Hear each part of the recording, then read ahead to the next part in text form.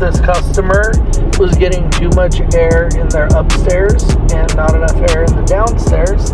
So we installed a damper and adjusted the airflow to push more air downstairs, insulated the damper, and sealed the ductwork. Afterwards, check the static pressure of the system at the unit, and on to the next one.